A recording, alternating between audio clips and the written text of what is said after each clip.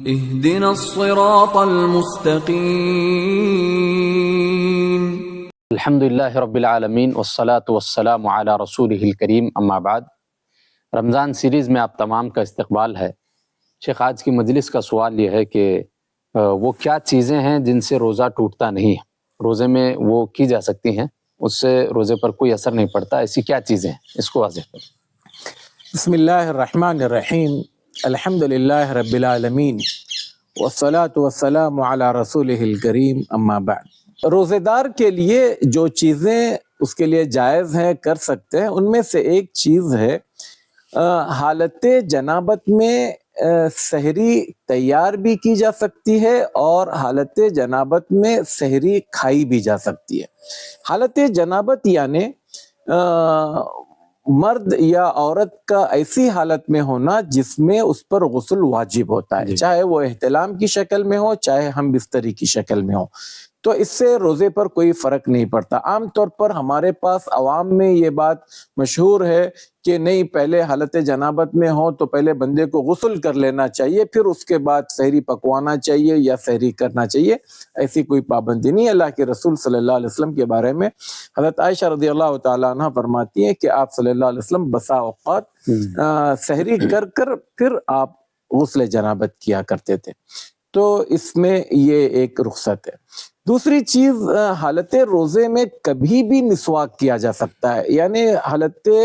روزے میں سحری سے لے کر افطار تک کے وقت میں کبھی بھی مسواک کا کرنا یہ عین سنت ہے، اس کی کوئی پابندی نہیں۔ بعض لوگ اس حوالے سے یہ کہتے ہیں کہ زوال کے بعد یا ظہر کی نماز کے بعد جو ہے وہ مسواک نہیں کی جانی چاہیے، اور ان کی دلیل یہ ہے یا ان کا استدلال یہ ہے کہ اللہ کے رسول صلی اللہ علیہ وسلم نے روزے دار کے منہ سے نکلنے والی جو بدبو ہے، خلوف فم الصائم، اللہ کے نزدیک مشک سے زیادہ پاکیزہ ہے، تو مسواک کریں گے تو وہ بدبو یا وہ بو زائل ہو جائے گی۔ جبکہ یہ بات مسلم ہے کہ روزے دار کے منہ سے جو بدبو نکلتی ہے وہ دانتوں کی یا منہ کی بدبو نہیں ہے، بلکہ معدے کے خالی ہونے کی بدبو ہے۔ لہذا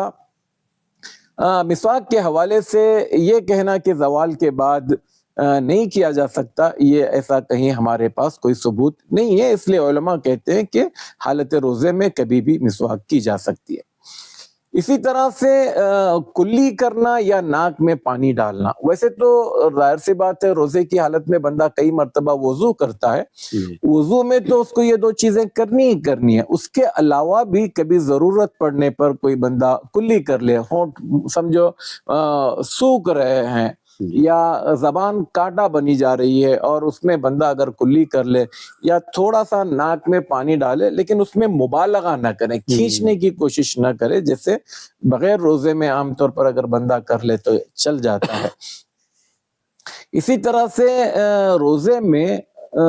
بیوی سے بوسہ لینا وغیرہ یہ بھی جائز ہے۔ حضرت عائشہ رضی اللہ تعالیٰ عنہ فرماتی ہیں کہ اللہ کے رسول صلی اللہ علیہ وسلم روزے کی حالت میں بوسہ لیا کرتے تھے، لیکن یہ کام وہی بندہ کرے جس کو اپنے آپ پر یقین ہو کہ اس سے آگے بات بڑھے گی نہیں، چونکہ اس سے پہلے ویڈیو میں ہم نے بتایا کہ بندہ اگر اس معاملے میں آگے بڑھ جاتا ہے، منی کا خروج ہو جاتا ہے، تو اس کا روزہ فاسد ہو جاتا ہے، اور اگر جمع کر لے جاتا ہے تو اس پر نہ صرف یہ کہ روزہ اس کا فاسد ہو جاتا ہے اور اس کو قضا کرنی ہے، بلکہ اس پر کفارہ بھی ادا کرنا ہوتا ہے۔ تو اس لیے صرف بوسے کے حد تک بندہ اس میں اگر کنٹرول میں ہے تو یہ روزے کو فاسد نہیں کرتا۔ اسی طرح سے ٹوتھ پیسٹ کی بات آتی ہے۔ ٹوتھ پیسٹ کے حوالے سے علماء کے درمیان میں دو الگ رائے ہے۔ ایک رائے یہ ہے کہ کی جا سکتی ہے، ٹوتھ پیسٹ سے برش یا دانت صاف کیے جا سکتے ہیں، لیکن اس میں زیادہ خوشبو اور مٹھاس نہ ہو۔ خوشبو اور مٹھاس، اس سے آدمی کے اندر ایک فریشنس آ جاتا ہے، تھوڑی سی انرجی آ جاتی ہے، تو اس سے بچنے کی ضرورت ہے۔ لیکن اگر کر بھی رہا ہے تو کوشش کرنا چاہیے کہ کچھ حصہ بھی اندر نہ جائے، معدے تک کوئی چیز چلی جائے گی تو وہ اس کا روزہ اس صورت میں فاسد ہونے کے امکانات ہیں۔ اور دوسرا گروہ یہ کہتا ہے کہ بھئی اس کو چھوڑ دیں وہ زیادہ بہتر ہے، اس کے بجائے مسواک ہمارے پاس بہترین اس کا اصل ہے، بدل تو یہ ہے، اصل مسواک ہے۔ یا پھر اگر کوئی کرنا بھی چاہے تو ایسے منجن کا استعمال کرے جس کے اندر مٹھاس یا خوشبو نہ ہو، اور صرف دانت بندہ اگر صاف کرتا ہے تو کوئی حرج نہیں۔ اسی طرح سے جن چیزوں سے روزہ نہیں ٹوٹتا ان میں بھول سے کھانا پینا، بندہ بے خیالی میں اچانک آیا، کوئی چیز رکھی ہوئی تھی اور فوراً کھا لیا یا پی لیا، تو ایسے بھول کر کھانے اور پینے سے روزہ نہیں ٹوٹتا۔ بندہ جب تک کہ اس کو پتا ہو کہ میں روزے سے ہوں اور جان بوجھ کر کھائے تبھی وہ روزہ ٹوٹے گا۔ اسی طرح سے خواتین کھانا بناتے وقت یا مرد حضرات بھی کھانا بنانے کے وقت میں اگر چیک کرنا چاہیں، ٹیسٹ کرنا چاہیں کہ بھئی جو چیزیں ڈالی جا رہی ہے، خاص کر نمک وغیرہ اس طرح کی چیزیں، تو وہ زیادہ ہے کم ہے جو بھی ہے، تاکہ اس کو سدھار سکیں، تو ٹیسٹ کر اگر کوئی بندہ تھوک دیتا ہے فوراً اور کوئی چیز اندر نہیں جاتی ہے تو اس سے روزے پر کوئی فرق نہیں پڑتا۔ اسی طرح سے روزے کی حالت میں اگر غیر ارادی طور پر بندے سے خون نکل کے، کوئی زخم تھا اچانک کھل گیا، ناک سے خون آ گیا، یا کچھ اور بھی زخم، نیا تازہ زخم ہو گیا، اس سے خون نکلنا، تو خون کے نکلنے سے روزہ نہیں ٹوٹتا۔ اس سے پہلے ہم نے بتایا تھا کہ بندہ اگر خون نکالے،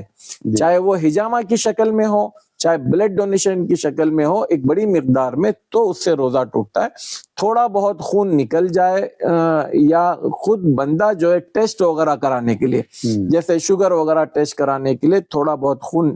نکال دے تو کوئی مسئلہ نہیں۔ اسی طرح مان لیجئے کانچ چبھ گیا، اس سے خون نکلا، تو خون جو ہے خود بخود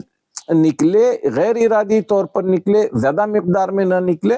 تو اس سے روزے پر کوئی فرق نہیں پڑتا۔ اسی سے بعض علماء نے یہ بھی کہا کہ مان لے کسی کے داڑھ میں یا دانت میں کچھ بہت زیادہ درد ہو رہا ہے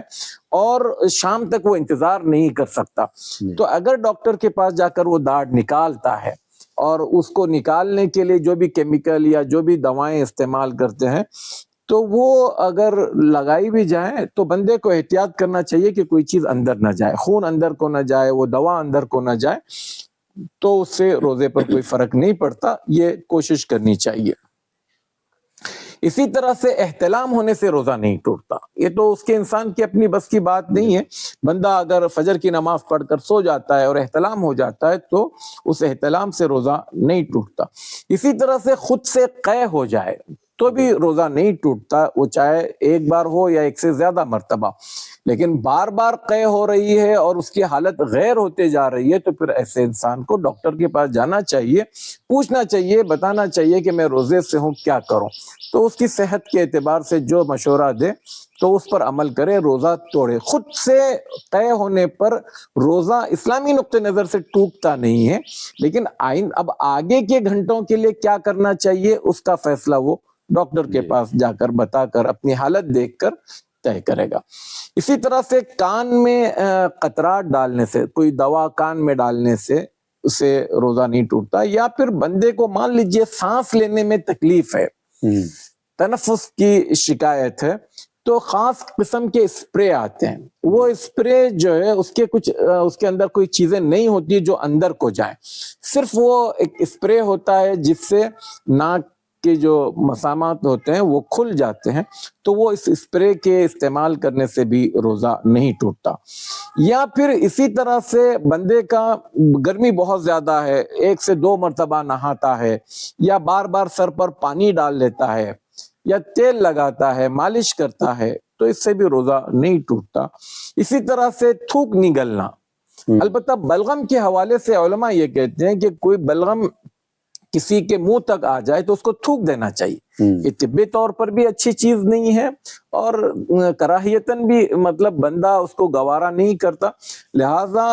اگر بلغم آ جائے تو تھوک جائے، لیکن پھر بھی اگر کوئی بندہ ایک ایسی جگہ پر ہو جہاں پر بلغم آیا اور نگل لیا تو اس سے کیا روزہ ٹوٹتا ہے؟ تو علماء کہتے ہیں کہ اس سے روزہ نہیں ٹوٹتا، کیونکہ باہر کی چیز اندر نہیں گئی، وہ اندر کی چیز اندر گئی، لیکن بہرحال کراہیت اس میں باقی ہے، تو تھوک کا تو مسئلہ نہیں ہے، بلغم کو نکال کر باہر پھینکنے کی ضرورت ہے۔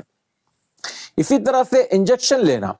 ایسا انجیکشن جو انسان کو انرجی نہیں دیتا ہے، دوا ہے اور انجیکشن لگانے سے بندے کے اندر کوئی طاقت قوت نہیں آتی ہے، تو اس انجیکشن میں کوئی مذائقہ نہیں ہے. تو یہ کچھ موٹی موٹی باتیں ہیں جس کے کرنے سے یا جس کے ہونے سے روزے پر کوئی فرق نہیں پڑتا. باقی جن چیزوں سے روزہ ٹوٹتا ہے اس حوالے سے ہم نے مستقل ایک ویڈیو بنایا ہے. تو اللہ تبارک و تعالی ہمیں اس طرح کے مسائل جو ہمارے سامنے آتے ہیں اس پر عمل کرنے والا بنائے. آمین. وآخر دعوانا ان الحمدللہ رب العالمین. جزاک اللہ خیر، بارک اللہ فیکم. مولانا صغیر احمد عمری حفظہ اللہ ووفقہ لکل خیر، کہ آپ کا جو چینل ہے صراط مستقیم، میں ذاتی طور پر آپ کے ویڈیوز جب سے آ رہا میں دیکھتا ہوں آپ کے ویڈیوز، الحمدللہ ہمارے کچھ شاگرد کبھی شیخ عارف کبھی شیخ ابراہیم بیٹھ کر آپ سے سوال کرتے ہیں اور آپ بہت بہتر انداز میں ان کے جوابات دیتے ہیں. میں آپ سے درخواست کروں گا کہ اس سلسلے کو جاری رکھیں اور اپنے ناظرین سے کہوں گا کہ آپ ان ویڈیوز کو زیادہ سے زیادہ عام کریں، پھیلائیں.